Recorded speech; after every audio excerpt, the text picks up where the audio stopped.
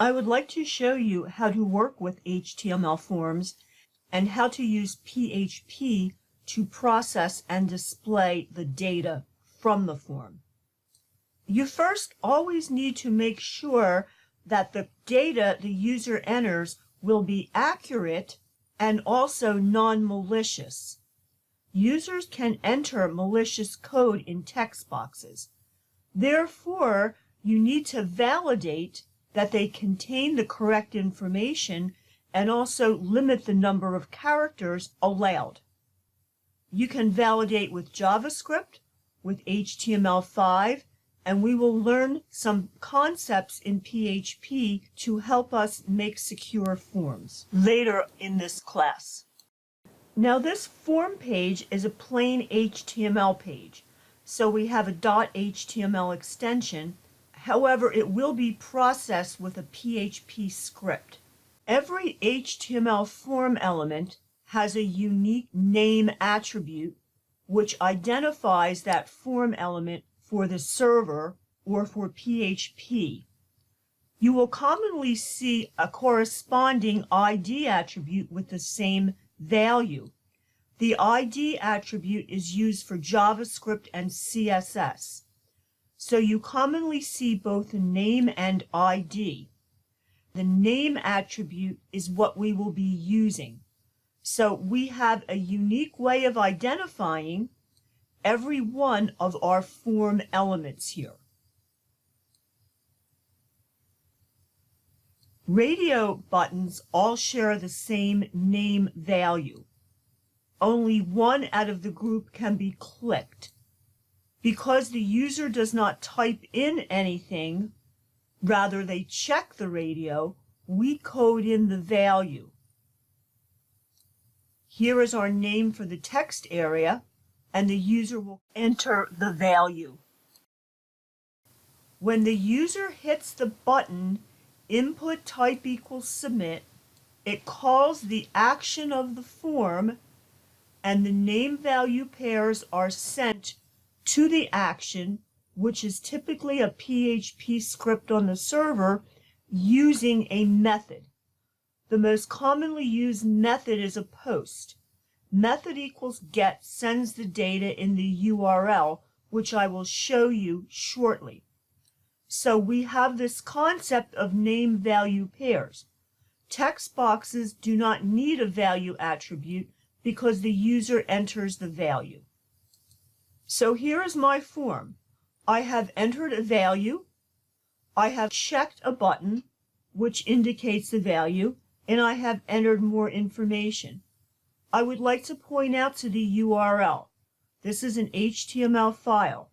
However, I did not add an action. Therefore, the form is going to be posted to the actual file.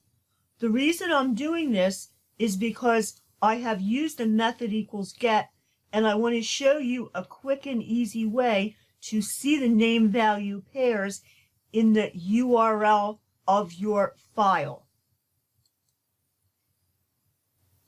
One way to test your name value pairs is by using the print_r PHP function.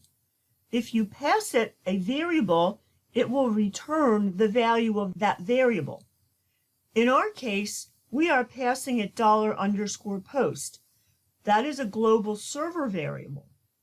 That is essentially an array or a collection of all the name value pairs. Now I will submit the form. And here we see the array being returned with our name value pairs. This is the value of the name attribute for the first text box. The user entered Teresa Pelkie. The value for the name attribute for the email, name equals email, and here is the value. Phone was the value for the name attribute. Here is the user value. Heard was the value for the name attribute. Here is the value the user checked. And here is the text area, name and value. So these are the name value pairs being sent.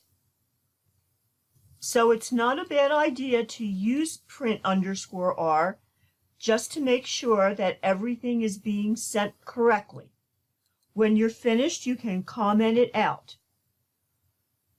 So this is how we retrieve a value.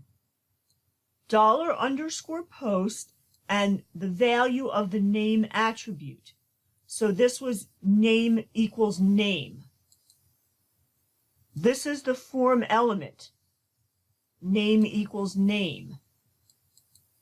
I retrieve the value the user entered using $_post, and I pass it the value of the name attribute. Now we have the email box, and we have name equals email. I use $_post email. That will retrieve the value that the user entered. So this is the process for retrieving the values. It's pretty simple. We just pass the value of the name attribute for that form element. However, we want to store them in a variable. We will be using those variables in the output. Notice that all of my PHP processing is on top of the doc type. This does not need to be in the body. It can be in the body. You may see people putting it in the body. I do not recommend that. I do not recommend cluttering up your HTML document with unnecessary processing code. This can be placed on top of the doc type.